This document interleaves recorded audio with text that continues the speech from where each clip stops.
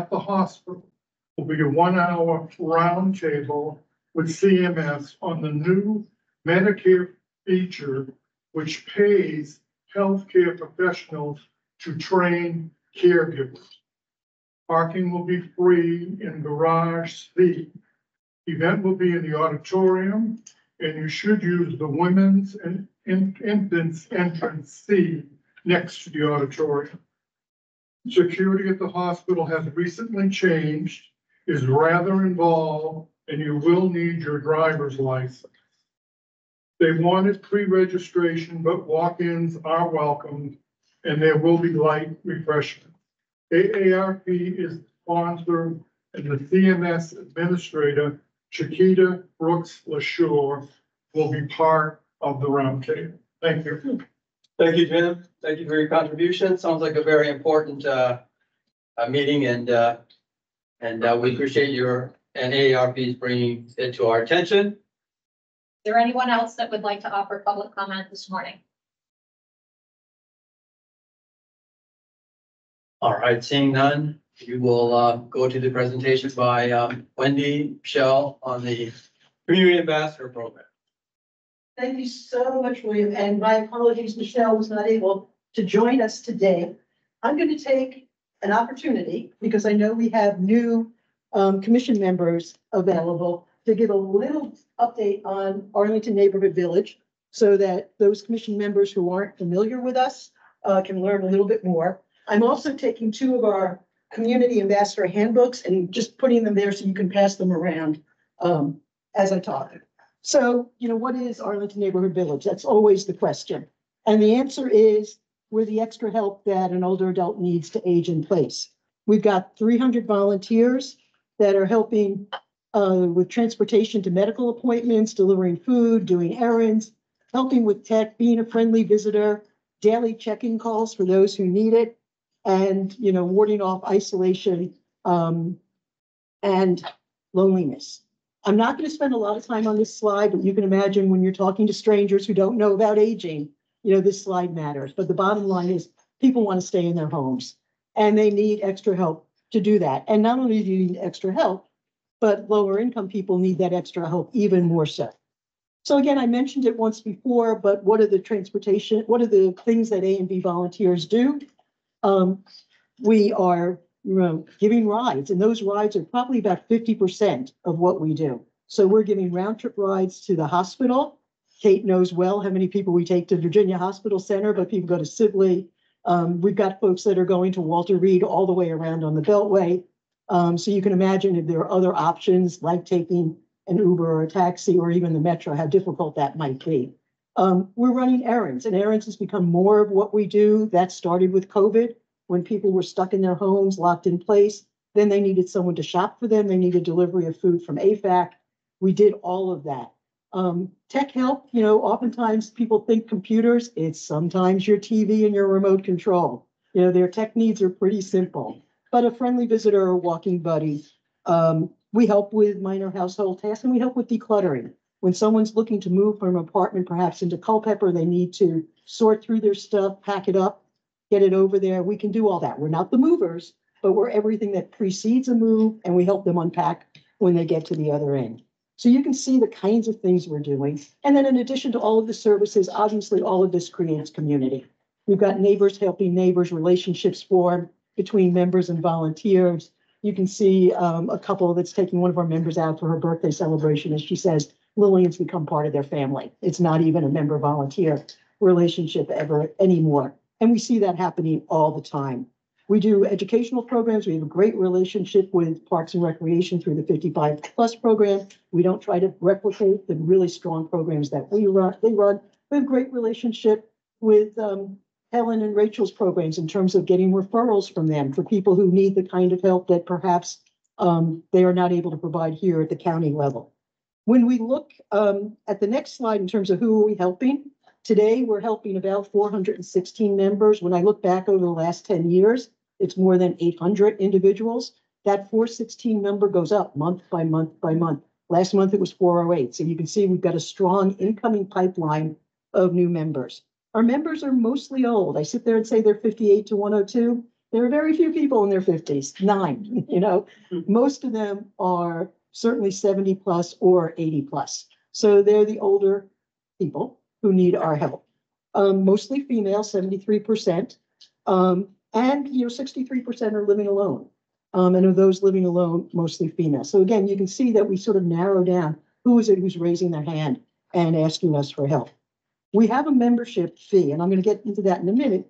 But of our membership, 38% now are participating in our discounted membership program. We've never had the membership fee be a barrier to someone being able to get services from Arlington Neighborhood Village.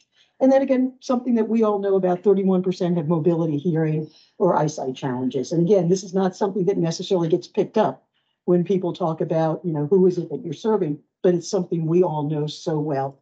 And 16% represent diverse backgrounds. Who are our volunteers? We've got 300 active volunteers, and that's just not names in our database. That's somebody who's done something for us in the past year. Now, of course, within our volunteer pool, 20% of them do 80% of the work. We all know that from all the organizations that we run. We have some phenomenal volunteers who do hundreds of hours in a year. But what we're always looking for is more drivers. More drivers, more drivers, more drivers. We don't have enough drivers. So when we're not able to fulfill a request, that means we're not taking someone to a medical appointment and they have to go to their plan B. So we're always looking for more volunteers able to drive Monday through Friday, 9 to 5. When we look back at this past year, we fulfilled about 4,100 service requests. As I mentioned, about half of those were rides. Our volunteers drove almost 44,000 miles, and they donated, almost 12,000 hours of service. So those are really incredible numbers. What about our volunteers? We recruit them, we train, we vet them, and that's the pipeline that we go through. We're celebrating 10 years. As much as I'm talking about the last year and what we did, this has been a 10-year evolution. And I'm so jealous when I see other Arlington organizations that are in their 50th or 70th year of celebration. And I go, we're the little baby in the crowd. But nonetheless, we're still incredibly proud of our 10 years of service. And, this gave us an opportunity to look at what those numbers are. And again, the numbers become incredibly impressive. 22,000 service requests fulfilled, 74,000 hours donated, almost, more than 250,000 miles driven by our volunteers. And, I need to emphasize when we talk about those miles, our volunteers pay for their own gas. I mean, they're not only devoting their time and talent, they're devoting money out of their pocket to pay for gas. And you can appreciate how much they're passionate about what they're doing. How do we get the job done? We've got a small paid staff. There are 3 full-time staff members. Everyone else is a part-time consultant, a volunteer coordinator, a special projects person, someone who helps us with our development. We have a part-time care manager, very episodic, when someone needs especially frail or extra help. Sustainability strategy. Our budget is about $500,000 a year now. When I joined the organization, it was $120,000. Now it's $560,000. So we've got to raise that money every single year. How do we raise it? 1 is the membership fee I talked about. 2, grants that we compete for, not given, compete. And 3 is seeking donations from a very generous community. When I talked about membership and how that's, 25% or 40% of our budget, it's because we have that membership fee of $500 for those who can afford it. But in addition to the paid staff, we also have volunteers that are working in the organization. So they're helping with finances, fundraising, events management, communications. I mean, volunteers are not only doing direct services, they're also helping to run the organization. And we have this financial aid fund that pays 80 to 100% of the membership fee for people who are lower income. And when we look at who's lower income, the numbers there are people who are earning less than $49,000 a year. So if someone's earning less than $49,000, the membership fee is $100. If they're earning less than essentially $40,000, it's $50. Under $29,000 or $30,000, it's $25. And we have 30 or so members who are paying nothing. So our discounted membership program grew during COVID. We'd always had it. It was always growing, but it exploded during COVID because we were helping people who needed that help. So we now have 38% of our members in that discounted membership program. And as we look at who's in that program, most of those folks are paying $25. We have a great referral pipeline coming from all sorts of organizations in the county that are working with nonprofits. We have a phenomenal relationship with Culpeper Garden, with the Arlington Partnership for Affordable Housing with AHC. We know all of the resident coordinators in all of those buildings. They make referrals to us. And we don't even have to look at people's income. If that organization has said this person is low income and qualifies, we take their word for it and move on. We don't make it difficult for people to join. We don't make them prove that they're poor and put them on the spot for that. So how do we do a campaign, fundraising campaign? So you all are now on my distribution list. I asked if I could get your emails. You know, you will see throughout the year, every now and then, we do fundraising campaigns. And, you know, whenever I'm doing a presentation, I want people to know us, talk about membership. If you know somebody, if you have a neighbor, if you have a friend, a family member, talk about volunteering if you have the time, and talk about donating. It's all three things you can do to help the organization. We do have our 5-year strategy. As you can imagine, we're looking to increase our relationships with all of the organizations that I talked about. We need to keep raising more and more money each year to support all of the work that we're doing in our financial aid fund. And we need to have even greater attention that we offer to our frail members, because one of the things we're doing is people are getting older, you know, they need more help. So that's the part that I wanted to talk about. I also wanted to say, first of all, you got handouts in front of you that, you know, talk about all of this, our 10-year anniversary document, the services we provide, a brochure, but you also have a brochure about the Community Ambassador Program.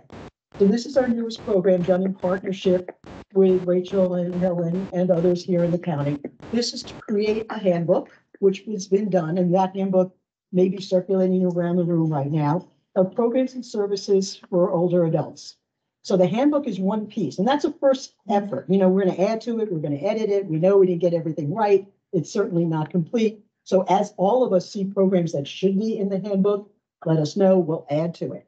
But in addition to that handbook, we're also looking for community ambassadors. And this was initially called the Senior Ambassador Program, but now we're calling it the Community Ambassador Program. And what we're looking to do is to find ambassadors, volunteers, in buildings and communities, faith institutions, you know, every single slice of Arlington.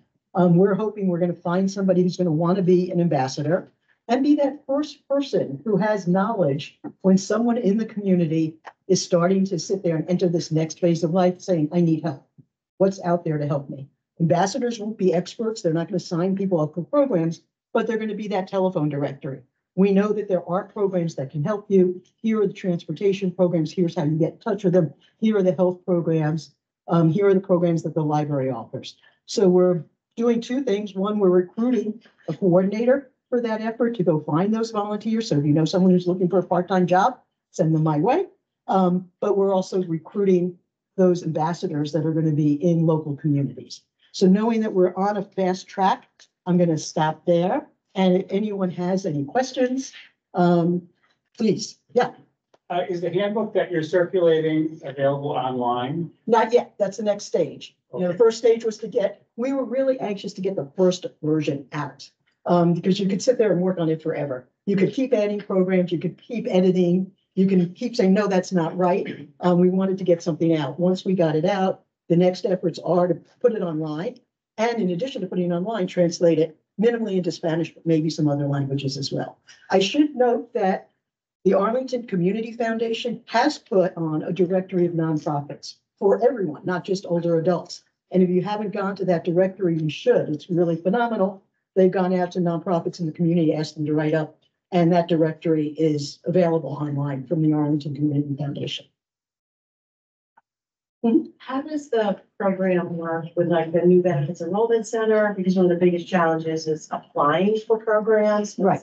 So absolutely good point. So again, so our ambassadors right now are going to be the people who say, you need benefits, you're possibly eligible for these programs, or you're struggling to make ends meet. Let me refer you to the benefits enrollment center. Even knowing that such a thing exists will be the information that the ambassador provides. And the benefits enrollment center will help that person with the application process. But again, when this was first being worked on, I don't think we knew about that Arlington was going to have a benefits enrollment center. Right. They've always used the tool, but they got that grant more recently. So it's one of the things we want to add to the book. All right. We have any other questions? So Wendy, I want to thank you for that. Thank you for reminding us of all the great things that your organization does. Well, my pleasure, as I said, my intention was to go fast. Okay. Yes. Thank you. Great presentation. Keep us on schedule. Yeah, thank you for the great presentation, and I'm gonna sign up to be a driver. Yes. Right. Yeah. Engagement forum. Yeah. Yeah, okay, Helen's moving this along, so please, go ahead, Helen. All right, so good morning, everyone. It is truly a Monday morning and my brain does not seem to have turned on from the weekend yet. So thank you for all bearing with me. So good morning, everyone. Good to see you all. One of the things that we traditionally do in May is to do a report out from our community engagement forum. And it seems like that was a lifetime ago. It was really only 2 months ago that we were at Lubber Run and had our event. So I have a couple slides to share with you all that are really some high level results from the community engagement forum, some of the things that we heard from the participants. And then I'd like to have just a little bit of a discussion at the end about, you know, where do we take this now? What are kind of our next steps for the forum? So first of all, just really quickly, reminders that the event was held on Monday, March the 18th. We were at Lubber Run. We also had a small presence at Culpeper Garden, and we had a group of individuals on teams. The theme this year was a roadmap to age-friendly Arlington. The timing of it worked out really well with the plan, the age-friendly plan and where we were within the development. We did have a resource fair at Lubber Run before and after the program. Some of those materials were also made available at Culpeper Garden. And then we had in-person and virtual breakout rooms, the virtual being the teams and everywhere else were in-person breakout rooms. So some of the highlights, these are from the registrations. And I will caveat that with, I'm thankful that I downloaded the registration information Friday afternoon because by Monday morning it had all disappeared because the team's event had started. So it is not a full snapshot. Love technology, right?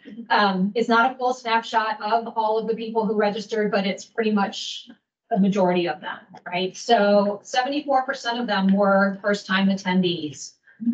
This year, 22204 and 22201 were the most represented zip codes. And email was the most chosen selection for how people learned of the event. We had about 176 people registered as of Friday afternoon, and we counted roughly that there were about 124 that attended between the 3 sites. So pretty good turnout overall. I was really very excited to see the number of people that were in person at Lubber Run. I think that was really good turnout. So as to some of the questions that we asked the individuals, and so I put a lot of the sort of keywords and, but I also highlighted in blue some of the statements that stood out to me in the results that we heard. So the first question being, do you think Arlington is a good community for older adults, right? We got a lot of yeses with the walkability, the diversity, good transportation options, good social programs. You know, that we appreciate that Arlington has Older Americans Act and that they listen to the residents. But some of the things that stood out to me, things like housing as you age is not affordable in Arlington. I don't think that's a surprise to any of us. I've called Arlington home for more than 50 years. I don't want to move. So there's somebody suggested we should offer credits for volunteer work to cover property taxes. We need more options to age in the community, not just age in our homes. And then somebody also said that we are diverse, but we're still segregated by age, race, and religion.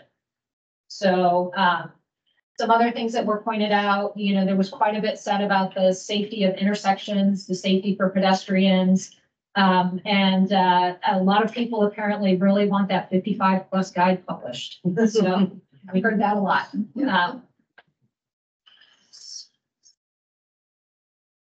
See. The next question being, how do you feel about where you live?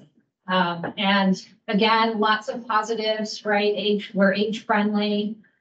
We have naturally occurring retirement communities. There's opportunities to connect with other adults, build that sense of community. And then some of the things that stood out to me, it's safe, but there needs to be increased accessibility to help older adults feel safe. We're going where they want to go. Somebody said Arlington is mind-blowingly expensive. A little dramatic. Let's see, it's dehumanizing that we have to give up our assets if we have to use Medicaid for long-term care. The design of homes is not flexible to be able to age in place. And then somebody suggested an Arlington neighborhood village model in the high rises. You know, just having a place that you can call to have somebody check on you and that type of thing. So those are some highlights from housing.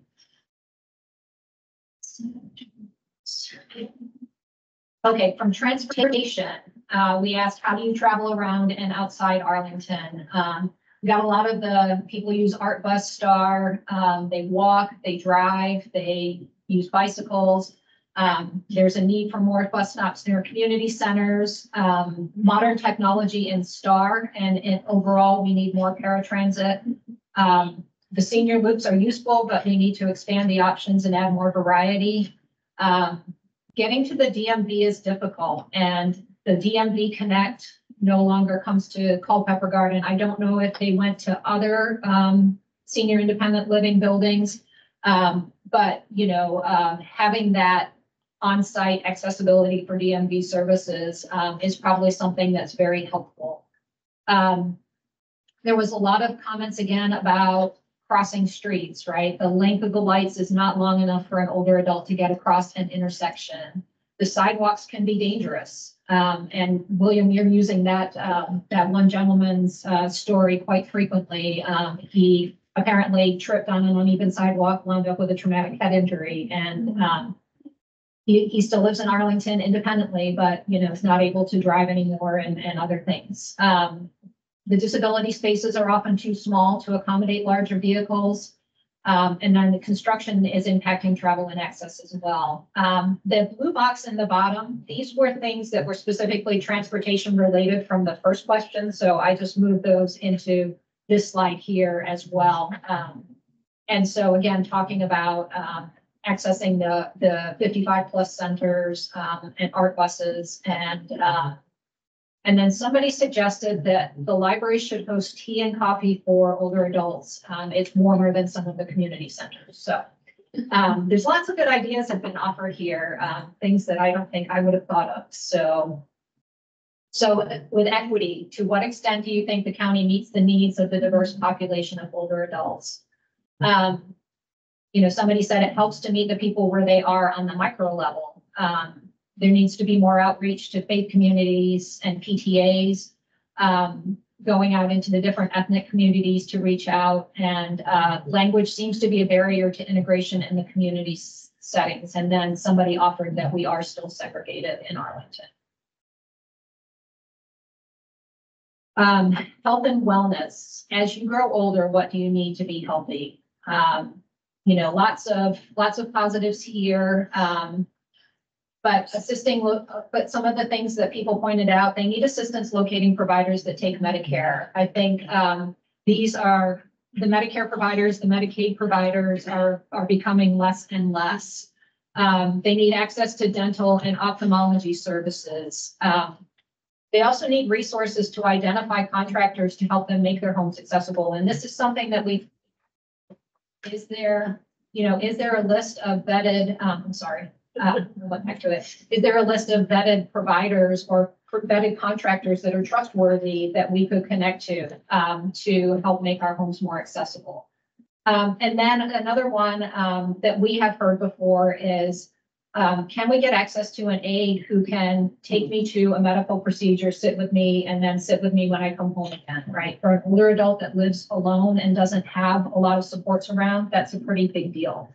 To find somebody that's willing to do that. So that was health and wellness. So long-term care, how do you perceive the quality of nursing homes and assisted livings in Arlington? And no surprise, they're too expensive. The wait list for affordable facilities that are still too expensive. It's hard to understand what options exist. And then there are concerns about staffing and the quality of care. There are really no options for people who don't qualify for benefits.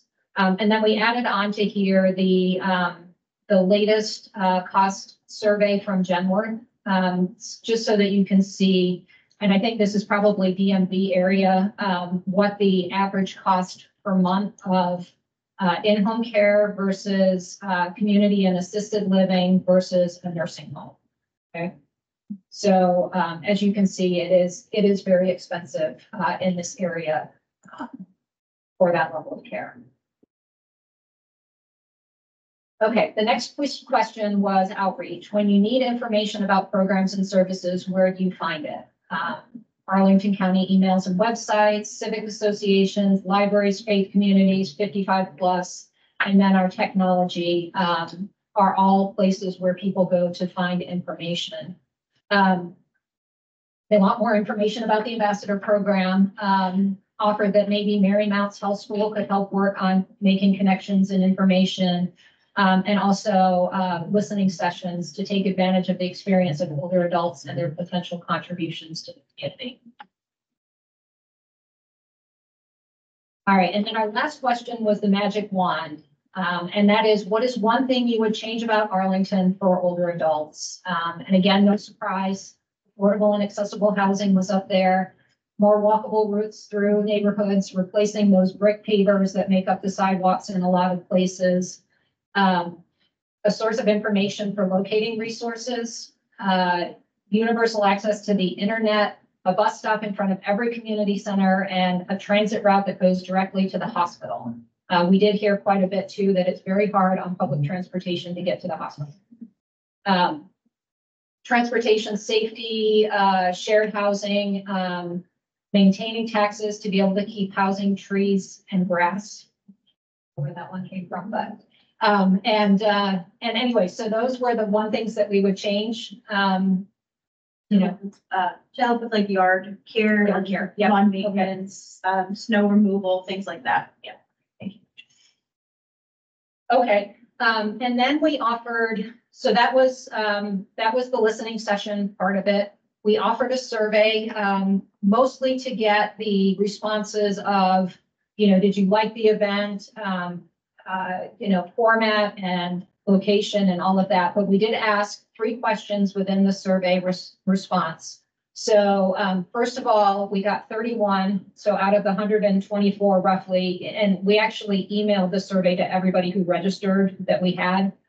We did get 31 responses, a little bit lower, I think, than last year. But you can see here what some of the themes were from those questions. It was, again, 77% female responded, 65% of the respondents identified as white. The 46% are in the 75 to 84 age range. The highest percentage zip code wise was from 22203. More than half of the people that responded to the survey attended for the first time, and a very large majority of those that responded to the survey were in person. Okay.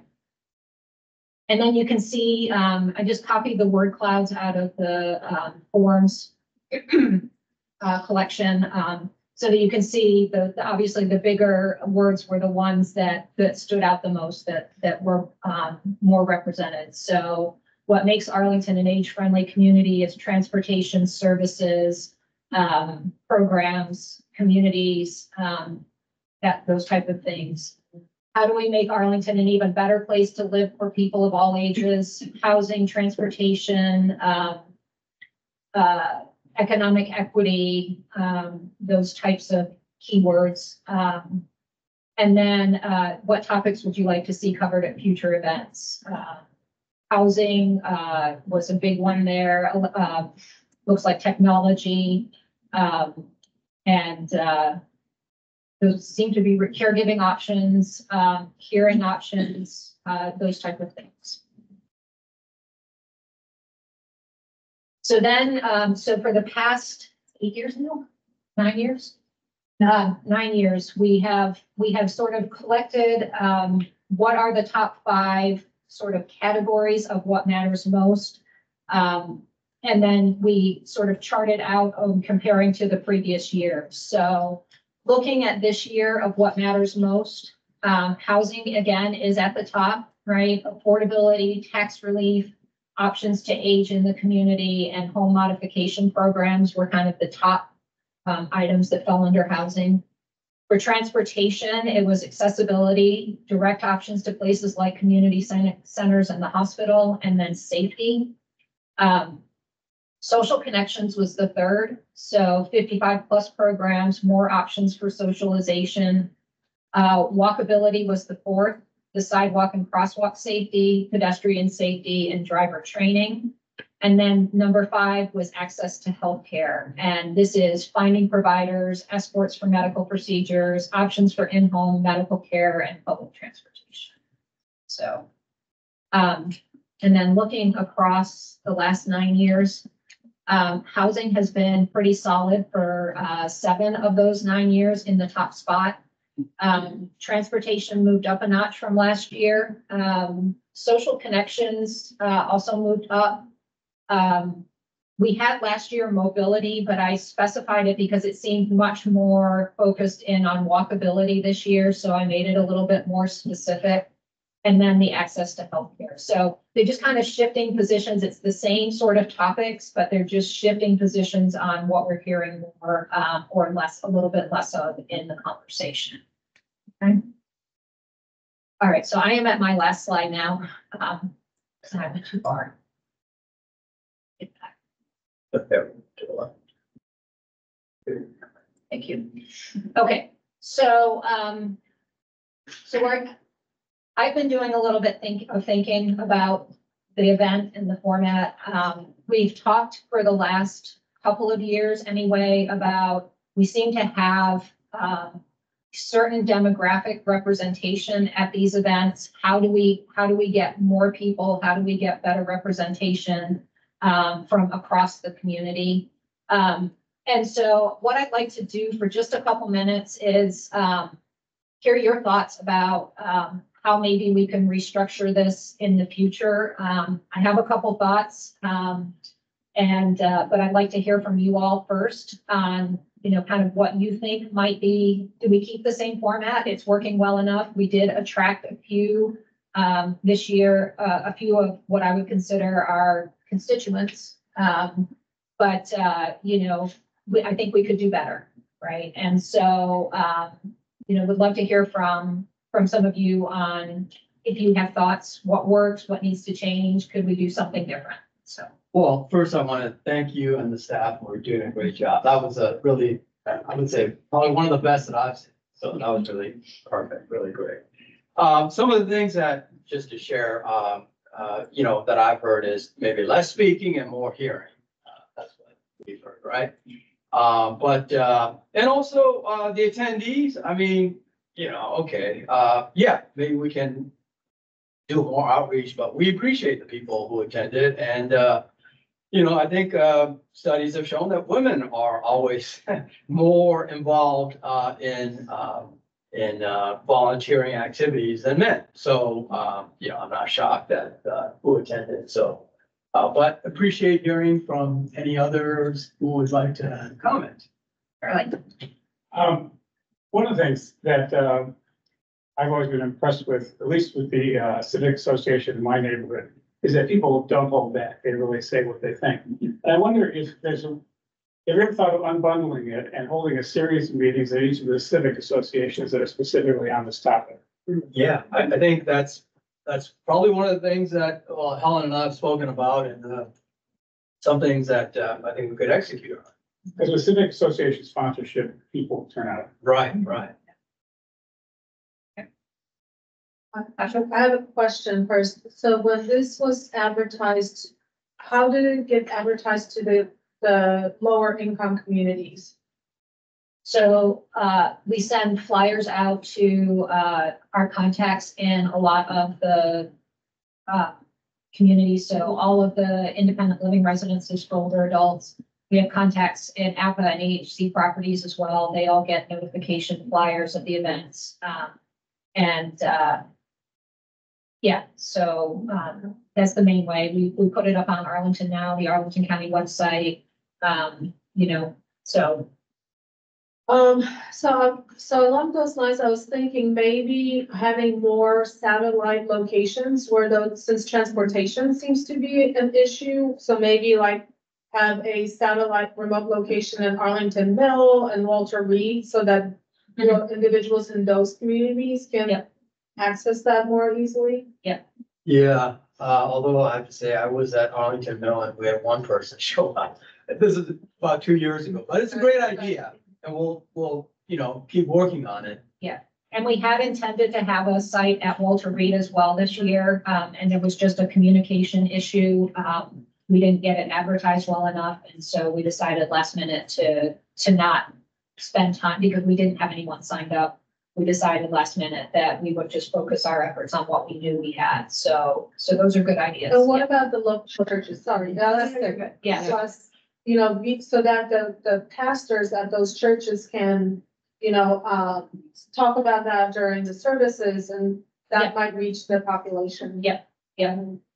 Krista? I was gonna say, I think sometimes if we look at it a slightly different angle, that we have a lot of women or parents, children that have parents of a certain age, like reaching out to the schools to have it go out in their newsletters for,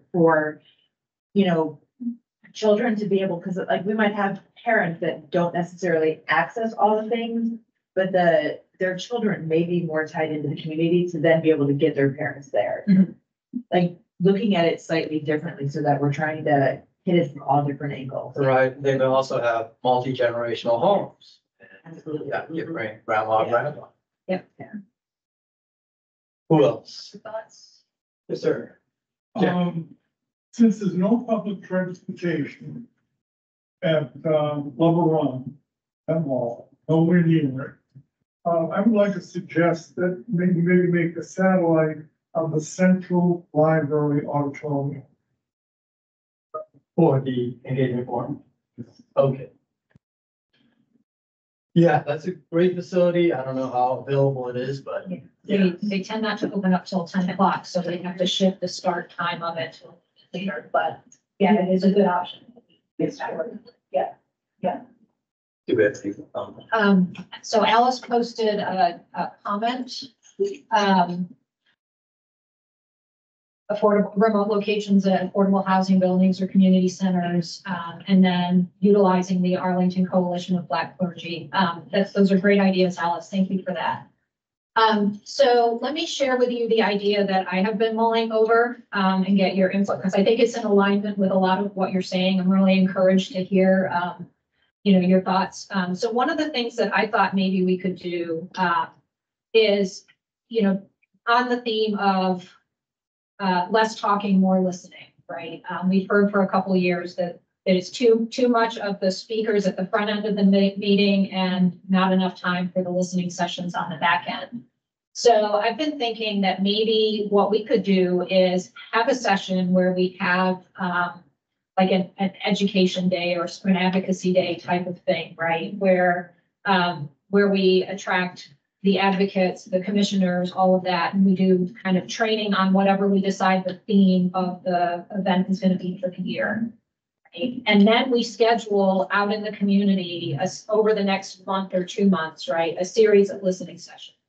And so you as the commissioners and the advocates could then go and conduct those listening sessions, get the feedback from the individuals, and then, we have a meeting like this where we kind of bring back everything that we've heard and kind of look at it all together. But we could then have the language session, the Spanish speaking session that Carlos is really been pushing us for the last couple of years. We could do other sort of targeted language sessions. We know there's for example, a large Russian speaking group down at Claridge House, right? Could we do a Russian session or Amharic or some other language, right? So that would require a commitment from, from all of us really to be able to go out into the community and conduct those listening sessions. William has done it with the transportation committee, and been quite successful with it, I think. Getting really good information on specifically transportation, sessions. So, I throw that on the table also for consideration. I think we can also consider, if we have an ambassador corps in Yeah, place. yeah. They can be pulling it together, at their locations. Absolutely. And potentially even running the session, Yeah. depending on the skill set. Yeah, Of the person we have, so that it's not all an imposition. Yeah. So to speak. Yeah. On a limited number of commissioners and staff. Kathy. One thing that I heard quite a bit in the session that I facilitated, I think Asha was with me in that one, is that people aren't aware of what services are available throughout the community. To me, that was like the number one issue. And in addition to listening to people at these sessions that you're suggesting, it could be also educational to let people know what's available, maybe as what you were saying, in conjunction with the ambassador program. Yeah. And have people there who can speak the language, of those who are speaking to. So just a thought there, let's sort of have a dual purpose. Yep. In educating the community, but also listening to them. So the other thing came up was also the accessibility of the information, like, I know we're all trying to save trees, but I think the common theme was that not everyone has access to technology or is well versed in it. So this 55+ guide, is that gonna also be available in paper, that copy, or is it all gonna be electronic? So individuals and Andrea, you may be able to chime in better about this than I can. Oh, Jennifer's got, Jennifer, do you want to respond to that question? Yes, the 55+ guide is available in a limited amount at the senior centers. So we're trying our best to reach the participants that may not have technology. But it was just because of the cost, it more than tripled what it would have cost pre-COVID. So we're not able to send it out to everyone anymore. Do we have any other comments or questions? So, well, Ellis put a, what do we have? so Ellis's question, would these sessions replace the event or complement it? The idea is it would complement it. So the event itself would focus much more on the talking portion of it. If there was an interest, we could potentially host a listening session after. But again, it's trying to also get at that. People want to offer, their experience, their interests, their needs, more than to listen to, to me speak or, some other, individuals. So, we would have that talking session as sort of education really for the advocates, and anyone else that wants to participate. It would be open to anybody who wanted to come. And then that would be sort of the charge to then go out into the community and do the listening sessions. Yeah, thanks for the live feedback, Alice. And thank you, Helen, for that presentation. Very data rich. And, in my experience and opinion, more feedback is better, more outreach is better.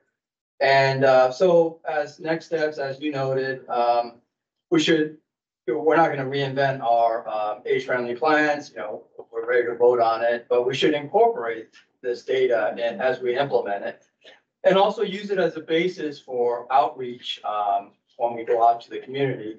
And I just want to, and thanks, Helen, for commenting on the outreach. I don't want people to think that outreach is some sort of, complex event. Just go out there and ask people and listen to them. You don't really need to be an expert. It's really just listening. You don't even have to train and talk. So recommend that you reach out, and also feel free to piggyback on any sessions that when we go out to the 55+ centers with transportation. We plan to go out at least the 3 major ones. So outreach. Great. Thank you very much for that. And unless there's anything else, we'll go to the plan. Yes. Yes. So what What's the typical plan for planning the next one? Would you set up a committee? It's a great What are the idea, yeah. next So steps? we had a committee that helped to plan this one. And so, maybe August, September timeframe, we will start, pulling that group and others who want to be part of the planning session to start thinking about next year's event. I want to do that. Yeah. So. Fantastic. All right.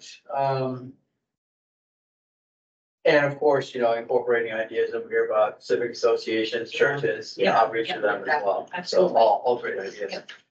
Age-friendly action plan. So, we've done a lot of work. So we appreciate it. All of you participated. We looked at our, the previous plan, what worked and where we could do more.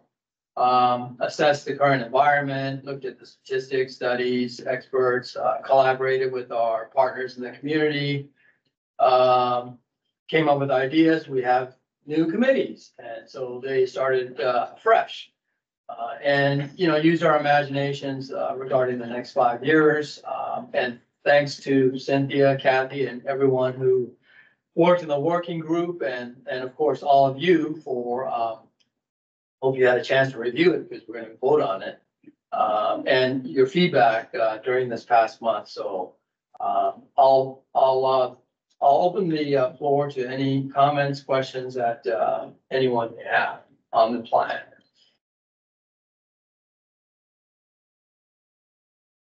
All right, I guess we're ready to vote. If we have a motion and a second. We have a motion. I move that we approve the plan. Second, All right, all in favor, say aye. Aye. Aye. All opposed? All right, plan passed. Thank you,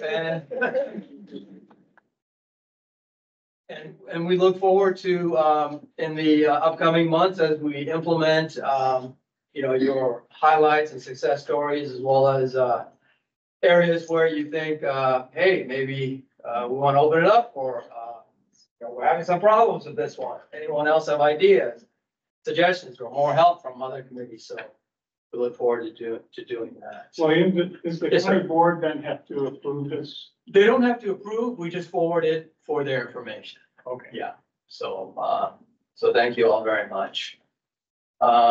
Anything else on the age-friendly plan? Okay. Next, the approval of the April meeting minutes. Has everyone had a chance to read?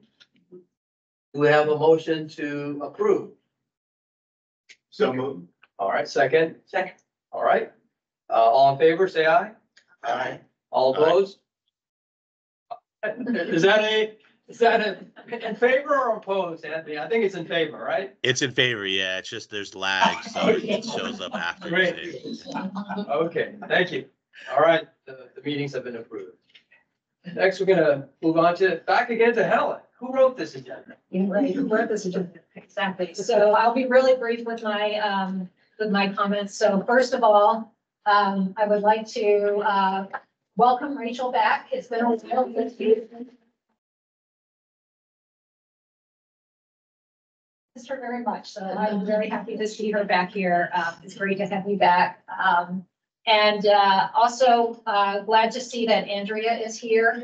Andrea will be stepping down at the end of June. And so hopefully to do more with your walking school bus. But anyway, Andrea's contribution has been great. It's not her first time on the Commission on Aging like several. And, she just digs right in and makes such a contribution all the time. So Andrea, you will be missed. We wish you all the best and glad you could be with us today. I like 9 words, thank you. Okay, so an individual who is not here with us today that I had kind of given you all a heads up would be here with us today. I had been announcing that the new Deputy Commissioner for Aging Services was going to join us. She unfortunately had a conflict in her schedule, and so we are working to reschedule that meeting, but hopefully we will get her here and you all can meet her, and she has an opportunity to, learn more specifically about Arlington and what we do here. So also, since our last meeting, the General Assembly and the governor did come to an agreement on the budget, which is all very great news. The approved budget does contain the $700,000 that was requested 2 years ago to help the agencies on aging stay right after the interstate funding formula change. And so that did continue to be in the budget. That is allocated to the agencies on aging based on the impact from the interstate funding formula each year, and then whatever is left is then divided through that. So we also learned there was money that had been put into the budget 2 years ago for VICAP to expand VICAP's access across the state. That money also is still in the budget, which is another exciting piece of news. That was $600,000 that was split across the agencies on aging. So that is funding that helps us get a little bit more support, especially during open enrollment. I know Michelle and the VICAP team really appreciate that. So we were happy to hear that that was included again. We are once again actively recruiting for a part-time nutritionist for the Agency on Aging. So if anyone knows a registered dietitian who might be interested, the posting is up on the county website as nutritionist too. Please encourage them to apply.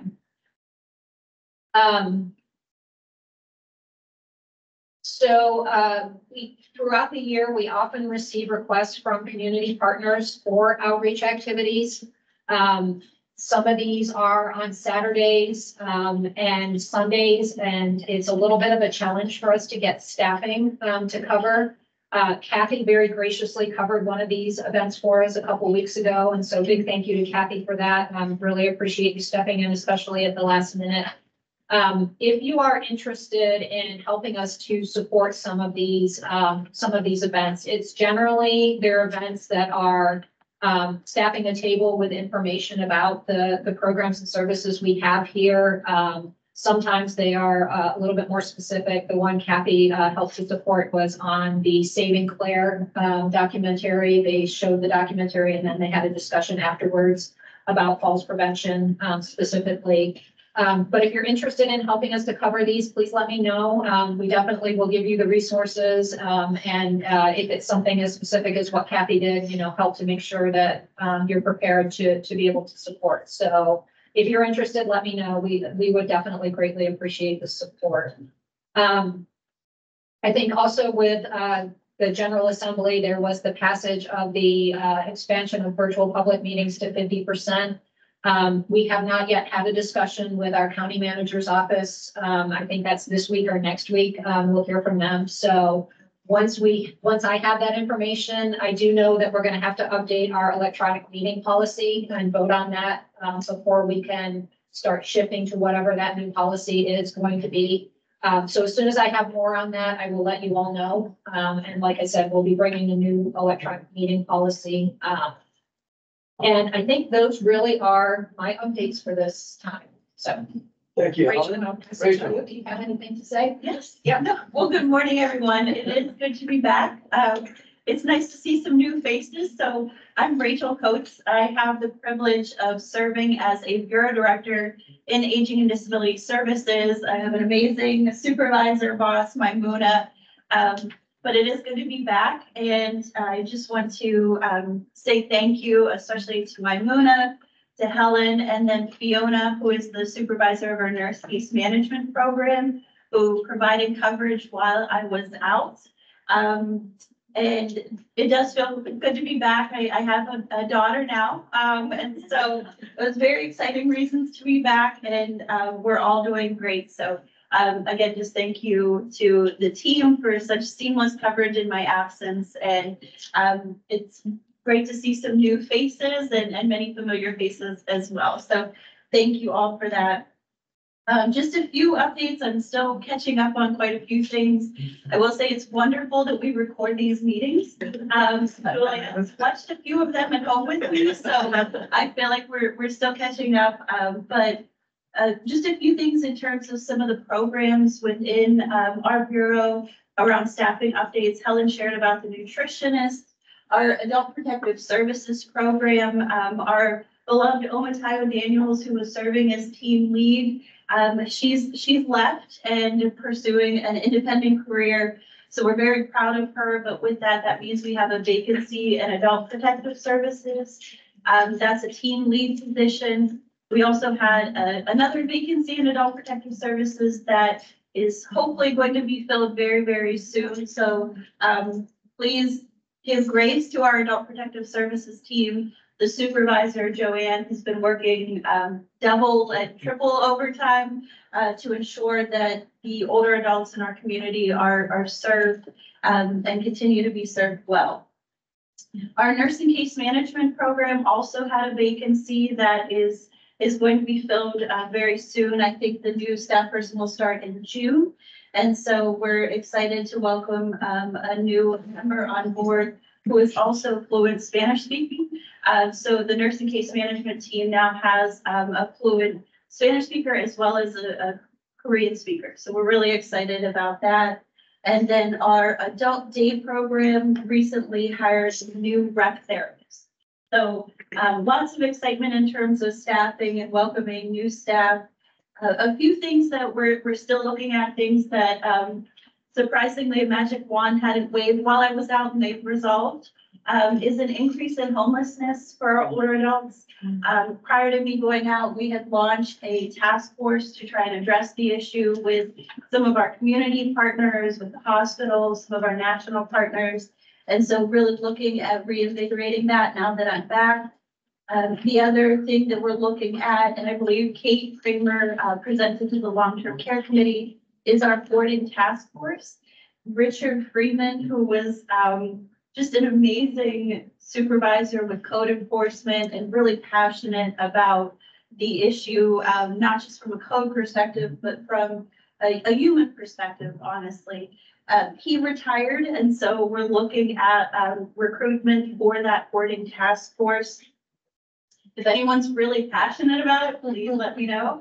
But we'd love to have a very diverse representation on that task force.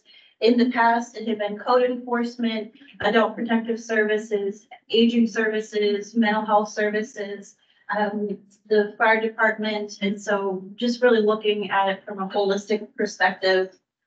And then I want to thank Michelle Thomas. In the past, I've shared about the regional age-friendly ecosystem summit that we've coordinated with George Washington University, the district, Montgomery County, Alexandria, Hyattsville. We've now expanded into North Carolina.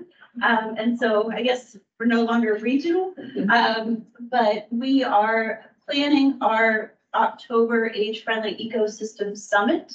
The themes for this year will be inclusive businesses, so dementia-friendly, age-friendly businesses, lifelong learning, healthy communities, and healthier aging, and inclusivity by design. So really thinking more about accessibility as it relates to housing, communities, and aging in place.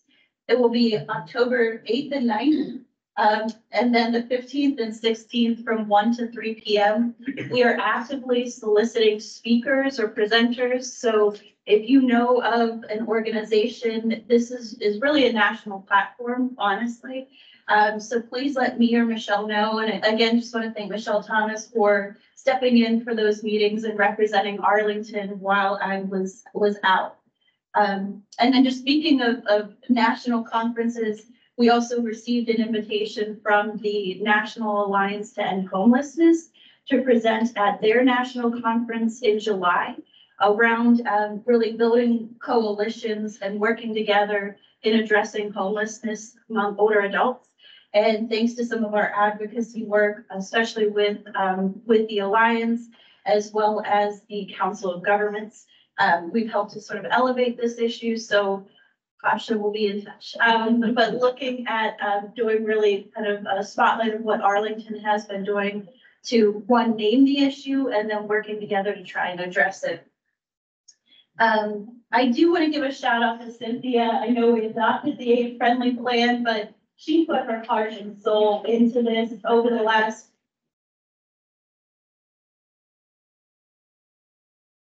as a volunteer, you have a heart for it, and our community is so much better because of you. And Arlington is in the process of updating our comprehensive plan It's a big deal. It's what communities do to really think about, the ways that the community is integrated in terms of housing, transportation, parks, open spaces, health and wellness. And, we were invited this year from, community planning and housing development, who take the lead on it, to really spotlight aging in the community. This plan really hasn't been updated since 1960.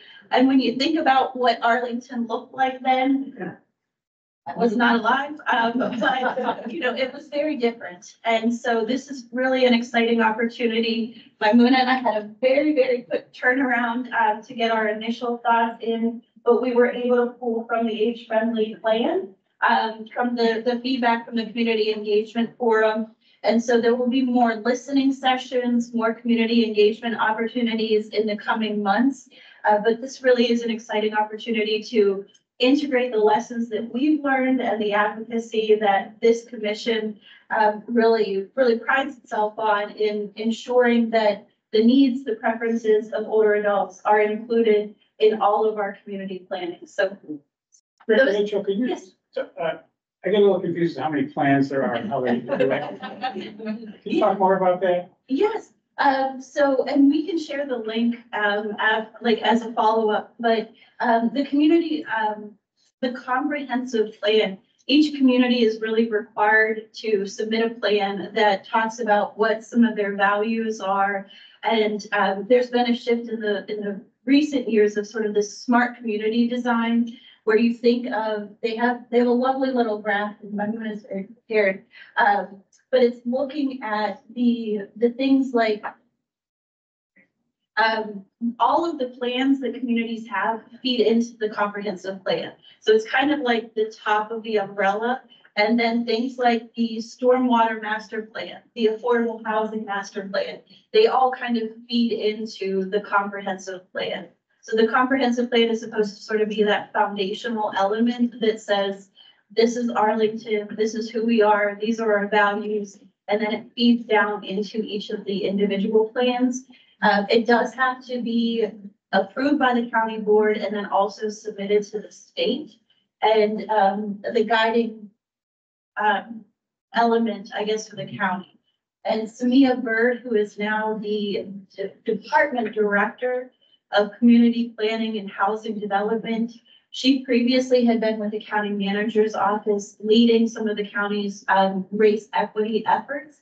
And so we're really excited that the comprehensive plan will include many of those elements in the plan. It'll be the first time that we're doing that, but we can share the link. And Is this an older Americans Act requirement? no, Older. it's actually a community requirement. Oh, okay. Yeah, usually most communities were update every like 5 to 10 years. But it's a huge undertaking. Like it's a really big deal. And so it's supposed to be the framework for future developments, for other community like planning efforts. And then just again, the fact that it tied so well with age friendly, we were able to kind of be ahead of it and ensuring that age friendly elements are included in the comprehensive plan. It's great timing. So thank you all. And just a small little note, in the housing master plan, there is an age in place requirement, and that age in place requirement has resulted in Arlington Neighborhood Village being funded for several years to do the work that we do. So as much as you think these are like in the other worlds and not our world, we need to get our world into it, because sometimes they have more resources available in these areas than we might have ourselves in aging. So they're in the very early stages, but we'll be sure to share updates, the community listening sessions. Right now, they're sort of building out their outreach and engagement strategy of, talking with staff, of engaging with Arlington Neighborhood Village, being in the community, using the model of the Community Engagement Forum as a way to engage with the community, but we'll be sure to share updates. It's All right. exciting. It's really exciting. Great. Yes, thank you for those updates, Rachel, and great to have you back. Thank you. Thank you. Initially, I was thinking, is everything? Oh. You don't mean to be such a surprise, but. So, great. Maimuna. Yeah. Morning. Good morning. everyone. It's so good to be in person. And I do see some familiar faces and some new faces. So it's nice to meet you. I hope to get an opportunity to have conversations with you, to get to know you better, the new commissioners. But yeah, I am so excited. I'm probably the most excited to have Rachel back. But really excited about her baby girl and just happy to see her back. And yeah, it's just wonderful season right now. And for the division, as Rachel mentioned, we're doing a lot of partnerships, collaboration, looking at the integration of the age-friendly plan in a lot of our comprehensive work. And then this is the season of recognitions and celebrations and summits. So you heard about a few, and I'm not sure if Helen had a chance to mention, but we like to recognize the work of you. And so we are looking at June 5th from 2 to 4 in this room to honor and celebrate your legacy and the work and contributions and impact you have made through the years. So all of you are invited, commissioners, prior commissioners, ad hoc commissioners, ex officio commissioners. And we thought this would be timely to do, especially given the pandemic years and all that everyone endured. But everyone stepped in to fill the gaps. And so we can't thank you enough. And I've been thinking about this year after year, and I said, now is the time, right, to seize this opportunity to really recognize and honor you. We're going to also honor our VICAP volunteers, which, hey, we have we have Charlie here who's wearing both hats. We're going to honor our developmental disability committee volunteers as well. And I'm missing another. And guardians, volunteer guardians.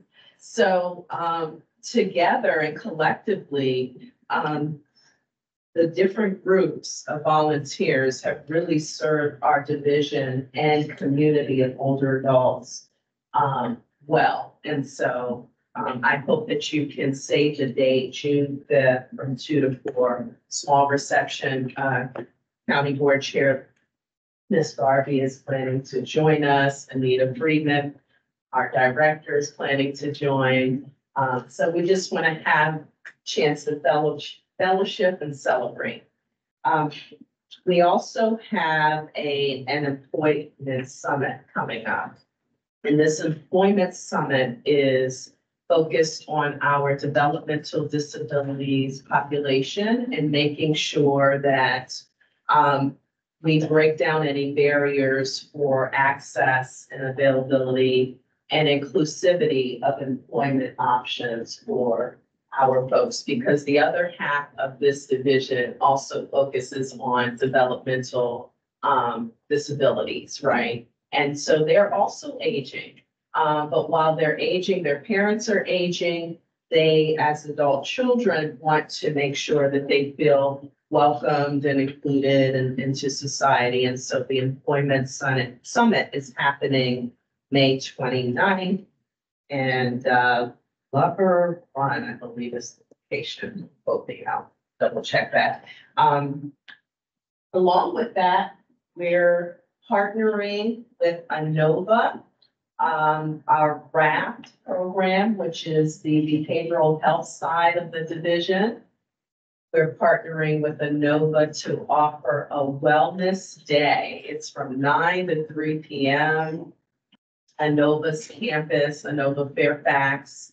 And we'll have dementia simulation. We'll have all types of 50 vendors that are coming together to, one, educate the community about the wonderful services that we have in Northern Virginia, and also about the dementia-specific services that we have for older adults that, I'll send that to Helen if you could send Is that that. a Wednesday then? Yes. Yes, that was included in the read ahead information, but I'll also put it with the follow-up. Okay, great. It was already included, so it is the 22nd, which is this week on this Wednesday. And so hopefully you can share with neighbors and friends as well to attend that event. Did I miss anything? I don't think so. No, getting away, but it's good to see everyone. Yeah. Any questions? All right. All right, thank you. Yes, thank you very much, Ramona. I appreciate it.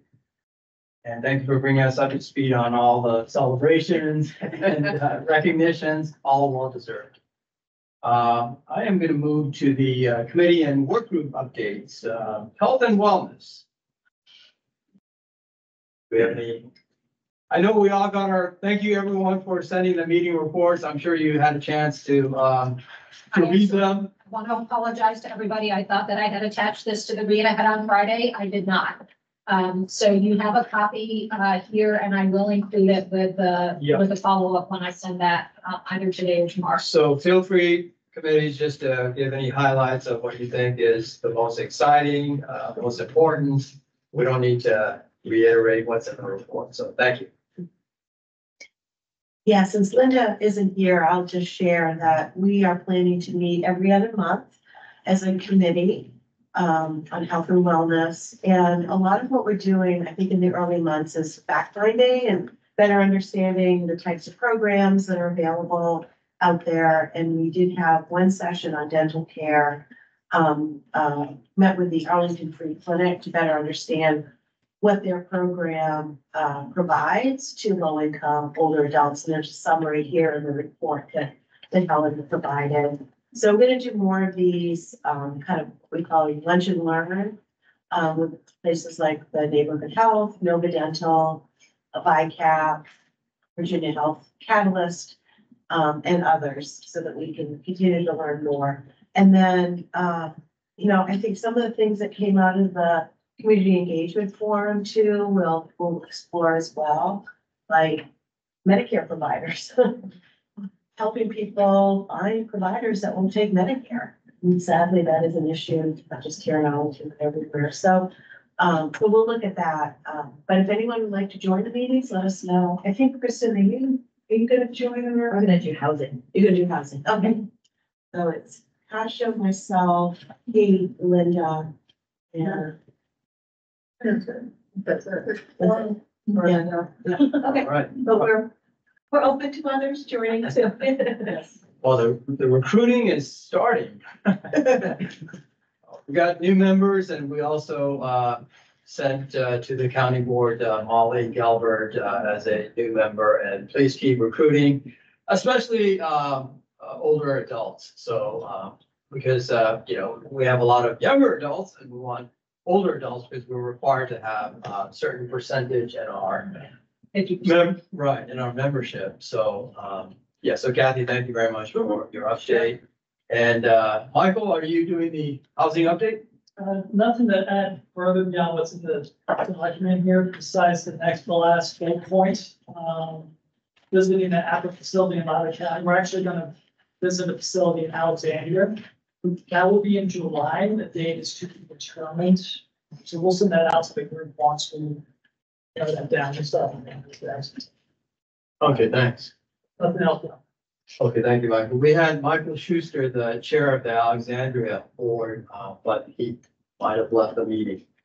And he shared their updated electronic meeting guidance, and so that was very helpful. Thank you, Michael. And next, Anthony, any update on legislative that you want to highlight? Thanks, William.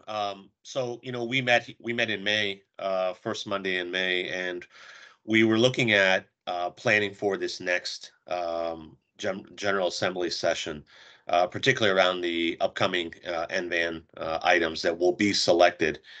So that's in the beginning of that stage of that process. So we talked at length, I would say, about ideas for how we could improve outreach to really drive more success around getting these NVAN items passed all the way through and signed by the governor. So we discussed several ideas for that. And then the final thing we actually talked about was, the current kind of brainstorming session at the time where it was prior to voting, to make sure that, those voting on the NVAN issues considered before they cast their vote about the likelihood of what they were voting on getting all the way through. And so some of the members of the legislative committee actually did some reach out. One of them, of course, was asking about, virtual meetings, right? We went from, 100% to kind of targeting 50, something a little bit lower that we knew was achievable. We got that signed. That was one of our achievements for this past session. And then before kind of putting it through to kind of go again at it and see if we could increase that even further, we reached out to kind of test the waters, you could say.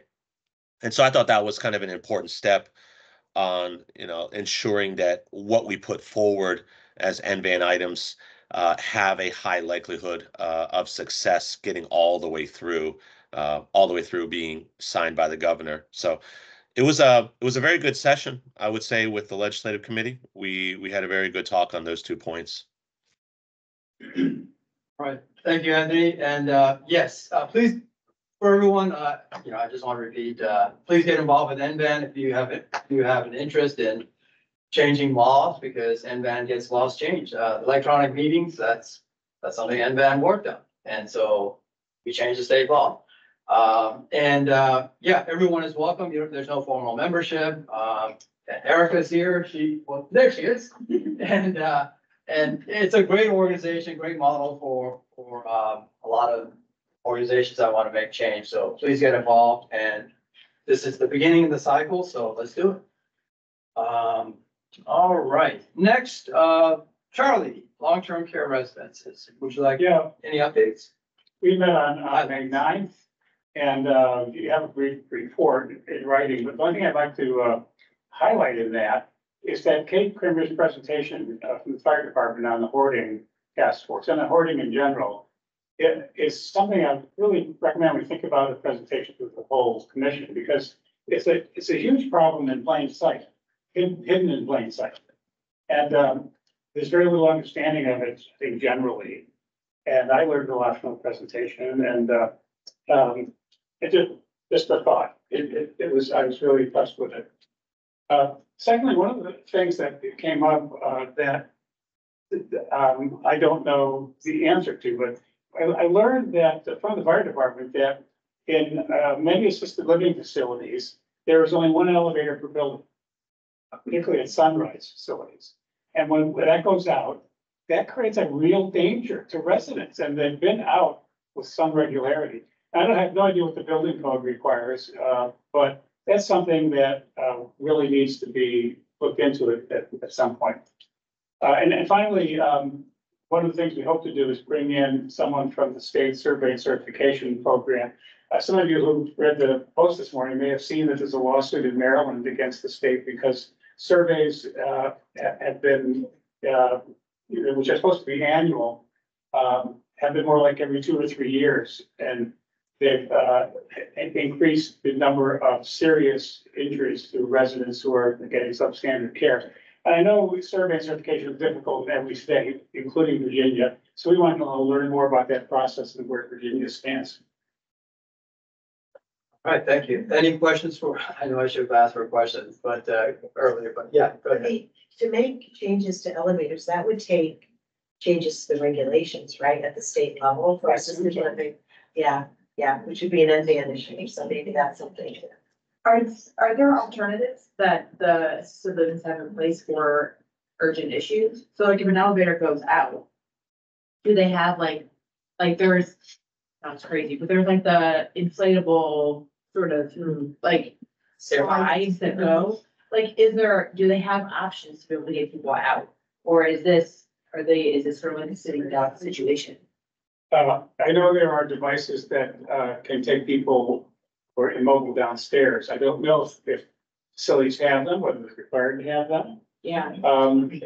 The fire department somehow does it. I didn't ask specifically how they do it. They may very well just be carrying this stretcher down the stairs, as far as I know.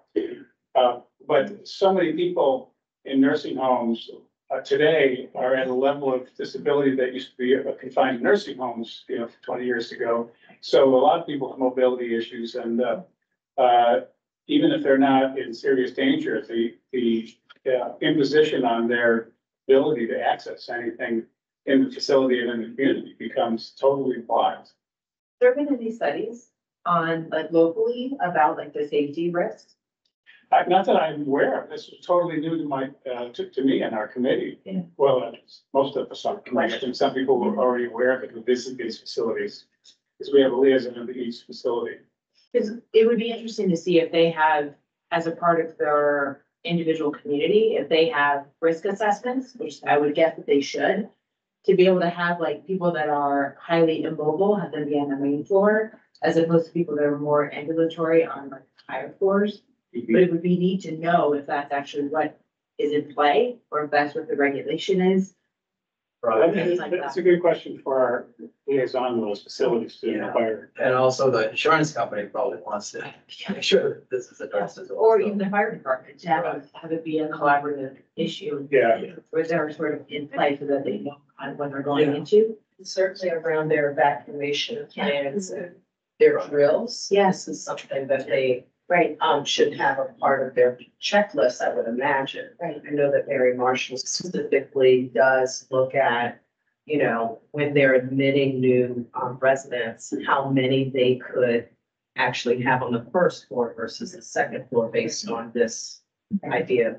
Or even like, I mean, even if you have somebody that is needing like high level of assistance, that you also have like weight requirements, like certain folks, like fire department, like if you have somebody who's like 200, 300, 400 pounds, that is a real safety issue getting them out of the building in a collaborative way, safe way. Well, Yeah, so some of these- Claire, this is Claire. I'm on the phone. Can you hear me? yes, we can. I just wanted to make a quick comment further to the elevator issue. Both the fire department and at least two of the sunrises that I visit have a tool, if you wish, called the evac chair. So when the elevators are out, well, if somebody needs to come down, there's each, for instance, in Bluemont Park, each building has what is called an evac chair, and the fire department EMS people also have that same tool. I don't know how many they have per ambulance, but they have them, and it enables to bring somebody down the stairs. It's a special chair called an evac chair. It's got sliding. It's actually almost like a sled. It's got two sliding strips with a chair on it, and it can come down. It can come downstairs smoothly because of those two long strips, and it's the same thing. It's a lot harder, but the resident can also be brought back up the stairs using that evac chair. So I can vouch for at least Sunrise of Arlington and Sunrise of Bluemont Park. They have that tool, the evac chairs. But that's still, it's helpful. But and as I said, the fire department has them as well. But yeah, it doesn't replace a second elevator. Well, if there's a fire, you can't use the elevators. But the evac chairs are certainly a helpful tool. It's not the answer to everything, but it's a helpful tool. Thank you, Claire. Appreciate it. That's the value of these meetings. A lot of exchange of ideas. I know we can probably keep going on this topic. And and also with respect to speakers, Charlie, long-term care, please, there's you have a slot coming up for speakers, so feel free to prioritize which is the most important topic, and we welcome speakers. And this sounds like a hot topic, I hate to say, but all right. So thank you for that. Next, regarding transportation, Kathleen is not here as co-chair. She's doing a great job. And now she's taking a break, going to a Taylor Swift concert in Europe. So you can ask her about it when she comes back.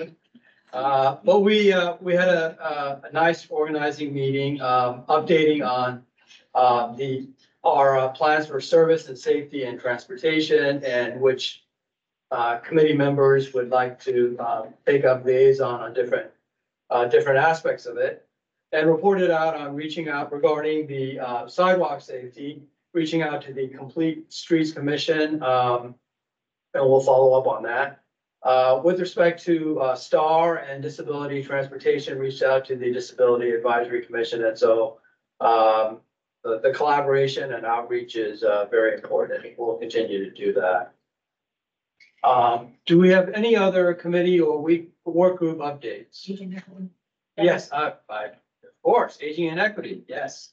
Roland, would you like to provide us with any updates? Well, other than what's pretty much in the report, just wanted to emphasize two things. One is that Carlos is trying to coordinate a forum for the current Arlington County Board candidates. He's trying to coordinate their schedules. Culpeper has said that they will host the event, so hopefully there's something he's going to be able to finalize within the next couple of days. Also, we are working with Michelle Thomas on another forum pretty much on fraud. We're looking at trying to get that sometime in July, and hopefully we're going to be able to feature the Commonwealth attorneys because they do have one or two people in the Commonwealth Attorney's Office who specializes in fraud. All right, thank you, Roland. Any questions for Roland? All right, thank you all. All right, if there's nothing else, we'll move into old business. Do we have any old business anyone would like to raise? All right, saying none. Any new business? I just wanted to give an update, as far as 55 plus. Yes. Is that this year they're celebrating their 70th anniversary, which is kind of pretty special. And that, and part of that, there's something that I would, really like to see is that a better, well, there is always, the close collaboration with the Commission on Aging. But I'm not at all sure that the 55 plus program members, certainly not the staff, but the members really, really, really know how important the commission is, to the 55 plus program. And so at some point this year, during the 70th anniversary, if there could be a reach out from the commission, maybe one of the members, to actually address 55 plus. I know that they're looking for this. They mentioned it at their last meeting. I did want to go ahead and just say a couple of things, just run through as far as small stuff. All the many people who participate here, online and, in this room in the 55 plus program, just know that good things are happening throughout the program. There will be an increase in the 55 plus passes for about $50, but this is the first increase since 2011. So not bad. And that, let me see, Jennifer has been doing great work as far as the Langston Brown Fitness Center. So the hours are coming back, gangbusters. And that, registration for the 55 plus program, there's changes from the dates from Wednesday for residents up to Tuesday. And that's simply to accommodate, the computer updates, and when they're whole. But I mention these things simply because there is so much that we do here, with the 55 plus program. This is not, something that's just static. So I just want to go ahead and a lot of kudos to both of the commission, but to the 55 plus. And then, but for close association, I think it's really important. Thank you, Andrea. Yep, the best money I ever spend is on 55 plus. I will follow up with you for the outreach, and Langston Brown. So, great. Any other new business or announcements? I have a quick announcement. Yeah, I know it's a busy day for everyone, but I just want to bring to your attention that AARP is hosting a roundtable discussion today with CMS administrators, and that's going to be talking about the new rule around providing support for caregivers, family caregivers. Health professionals will now be able to be reimbursed for the training and support they provide to them. And that's being held at the hospital, at BHC Health, from 1 to 2 today. So free to anyone. If you're gonna come early to get parking, you get checked in. But I just want to make sure that's on your radar. Great. Yes, thank you so much, Kate. All right, unless there's anything else, the next meeting is on Monday, June 17th. Appreciate all your time and effort and great meeting you today. So just one really quick announcement before you all go. If any of you are planning to go to Culpeper Garden for Senator Warner's town hall, Marta did just ask that you plan to park about a block away. Parking is very tight and around and in Culpeper Garden, and any of the spots in the Culpeper parking lot will be reserved for VIPs. So I'm glad we're finishing early. For those of you that want to go, there's plenty of time to get over there. And so enjoy. All right, thanks a lot, everyone. Yes. Slide.